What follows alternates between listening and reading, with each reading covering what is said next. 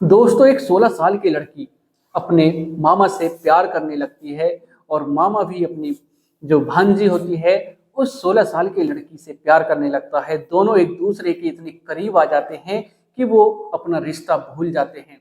और फिर दोस्तों, जो लड़की होती है वो अपने मामा से कहती है कि मैं तुमसे शादी करना चाहती हूँ, लेकिन जो मामा होता है वो शादी से इनकार कर देता है और कहता है कि तुम अभी छोटी हो, तुम्हें अभी समझ नहीं है हमारा रिश्ता क्या है, तुम्हें भी कुछ पता नहीं है।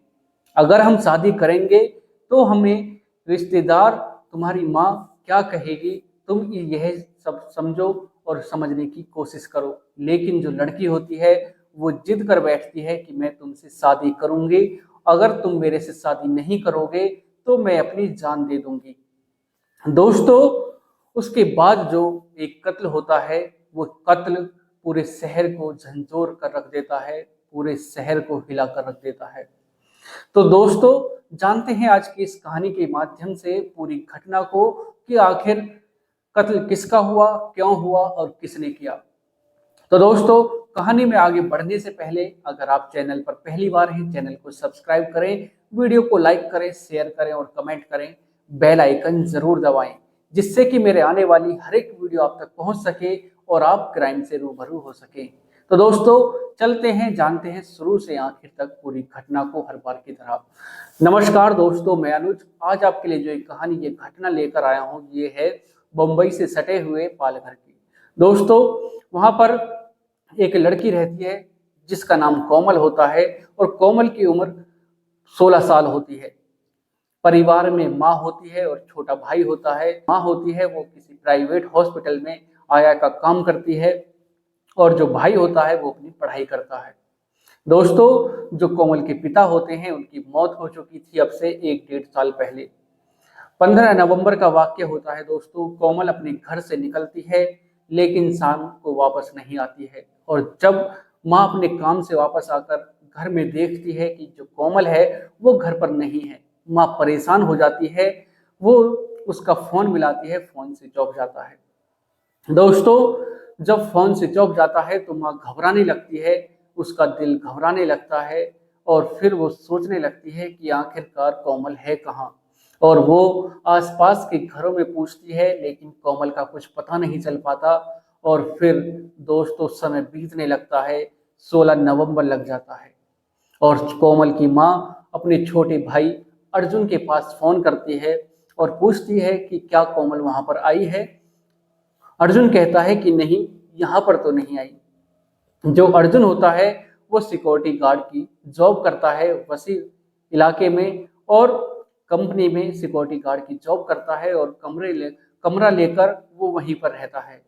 दोस्तों, कुछ ही घंटे बीतते हैं, तभी अर्जुन अपनी बहन के पास फोन करता है और कहता है कि बहन, जो कोमल है वो अभी मेरे पास आई है और मैं तुम्हारे पास इसको लेकर आ रहा हूँ। कोमल की माँ कहती है कि नहीं, मैं ही तुम्हारे पास आ रही हूँ, बस कुछ ही देर में मैं तुम्हारे पास पहुंच जाऊंगी और इसको अपने साथ लेकर आऊंगी। कोमल की माँ अपने छोटे बेटे, जो बेटा होता है, उसको लेकर निकल जाती है और जब वो अर्जुन के कमरे पर पहुंचती है तो देखती है कि वहां पर ताला लगा हुआ है। और जैसे ही वो ताले को देखती है तो वो सोचने लगती है कि अभी तो फोन आया था और अब ये ताला लगाकर कहाँ चला गया। दोस्तों, जब कोमल की माँ अपने भाई अर्जुन के पास करती है तो पहले तो फोन उठता नहीं है और फिर कुछ ही देर बाद वो स्विच ऑफ हो जाता है। कोमल की माँ घबराने लगती है, सोचने लगती है कि आखिर बात क्या है, क्या बात है, हुआ क्या है। और फिर वो अपने बड़े भाई के पास फोन करती है और पूरी कहानी को बताती है। दोस्तों, कुछ ही देर बीतती है, समय बीतता है और फिर चौकी से फोन जाता है, पुलिस चौकी से फोन जाता है, जो नए गांव और रायदर के पास जो चौकी है, पुलिस स्टेशन है, वहां पर तुम आ जाओ और अभी तुमको यहाँ पर आना होगा। और जैसे ही कोमल की माँ वहां पर पहुंचती है तो देखती है कि जो अर्जुन है उसको पुलिस गिरफ्तार करे हुए है, उसके हाथों में हथकड़ी है और एक हवलदार उसके दाईं तरफ है और एक हवलदार उसके बाईं तरफ है। और जैसे ही कोमल की माँ अपने भाई को हथकड़ी लगा देखती है तभी शोर मचाने लगती है कि तुमने मेरे भाई को क्यों गिरफ्तार किया है, इसके हाथों में हथकड़ी क्यों लगा रखी है। और फिर जो वहां पर थानेदार साहब होते हैं वो पूछते हैं कि तुम कोमल की माँ हो, तो वो कहती है कि हाँ, मैं ही कोमल की माँ हूँ और ये मेरा भाई है। और फिर जो पुलिस कर्मचारी होते हैं वो बताते हैं कि इसने कोमल को रेल से धक्का दिया है, उसकी जान ली है। और जैसे ही यह सब उसकी माँ सुनती है वो बेहोश हो जाती है। और जब थानेदार साहब कोमल की माँ को बताते हैं कि इसने तुम्हारी लड़की जो कोमल है उसको धक्का दिया है और इसका अफेयर तुम्हारी बेटी कोमल के साथ चल रहा था। और जैसे ही कोमल की माँ यह सब सुनती है वो बेहोश हो जाती है और वो खड़ी खड़ी गिर जाती है। दोस्तों उसके बाद जब कोमल की माँ को होश आता है तो जब जो अर्जुन होता है उससे पूछताछ की जाती है, तो फिर अर्जुन बताता है पूरी घटना को। जब बताता है तो उसके सबके पैरों के तले से जमीन खिसक जाती है। सब सोचने और समझने के लिए मजबूर हो जाते हैं कि आखिर कोई ऐसा कैसे कर सकता है।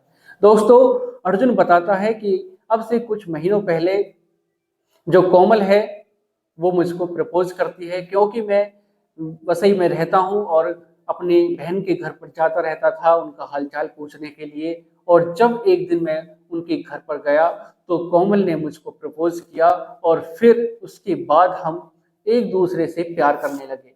जो कोमल थी वो मुझसे प्यार करने लगी और फिर हम एक दूसरे के इतने नजदीक आ गए कि हम एक दूसरे से संबंध बनाने लगे।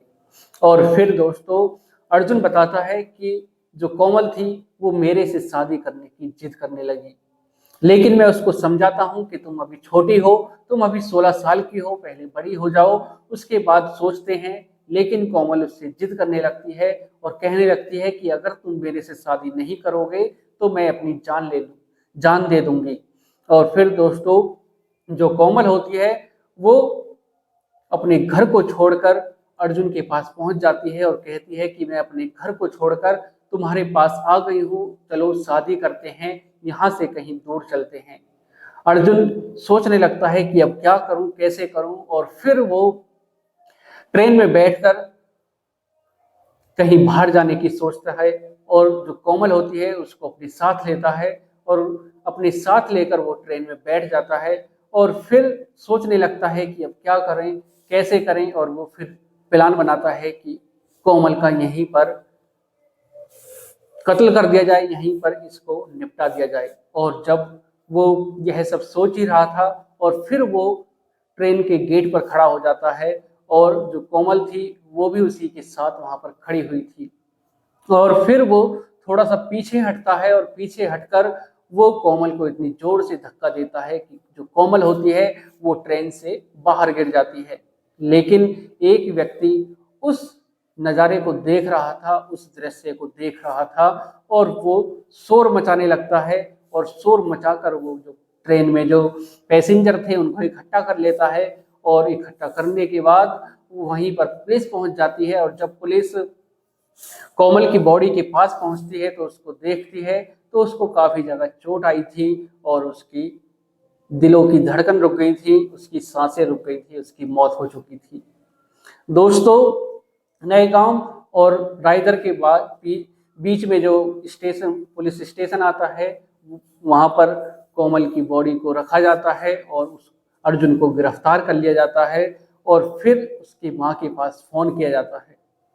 दोस्तों अर्जुन पूरी कहानी को जब बताता है कि जो कोमल थी वो मेरे से शादी करने की जिद करने लगी थी, इसलिए मैंने उससे छुटकारा पाने के लिए यह सब किया। और जब कोमल की माँ यह सब सुनती है वो टूट जाती है, बिखर जाती है और कुछ कह नहीं पाती। पहला दुख तो ये होता है कि उसकी जो बेटी थी वो उसको छोड़कर चली गई और जो दूसरा उसको दुख होता है वो यही होता है कि उसके भाई ने यह सब किया। और वो टूट जाती है, बिखर जाती है और सोचने लगती है कि अब क्या हो, कैसे हो। अब सिर्फ और सिर्फ बेटा बचा है, वो भी छोटा है। दोस्तों, आज की जो एक कहानी है, इसको सुनाने का उद्देश्य किसी को परेशान करना नहीं, किसी का दिल दुखाना नहीं, बल्कि आपको जागरूक करना है, सचेत करना है, सावधान करना है। सतर्क रहें, सुरक्षित रहें। दोस्तों, मिलते हैं एक और घटना के साथ। आज के लिए सिर्फ इतना ही। दोस्तों, किस प्रकार इंसान अपने रिश्तों को भी भूल जाते हैं, अपनी उम्र को भी भूल जाते हैं, और फिर जो उनके सामने उनको सही लगता है सिर्फ और सिर्फ वही करते हैं। किस प्रकार कोमल ने अपने रिश्तों को भी तार तार कर दिया और अपने ही मामा से, जो 32 साल का था, उससे प्यार करने लगी और उससे शादी करने की जिद करने लगी, और वही जिद उसकी मौत का कारण बनी। और जो उसकी माँ थी, वो अकेली इस दुनिया में अपने बेटे के साथ किस प्रकार अपना गुजारा करेगी, किस प्रकार अपना समय बिताएगी। तो दोस्तों, मिलते हैं एक और घटना के साथ। आज के लिए सिर्फ इतना ही। नमस्कार, जय श्री श्याम। दोस्तों, अगर चैनल पर पहली बार हैं, चैनल को सब्सक्राइब करें, वीडियो को लाइक करें, शेयर करें और कमेंट करें। बेल आइकन जरूर दबाएं, जिससे कि मेरे आने वाली हर एक वीडियो आप तक पहुंच सके और आप इसी प्रकार क्राइम से रूबरू हो सकें। तो दोस्तों, मिलते हैं एक और वीडियो के साथ। नमस्कार, जय श्री श्याम।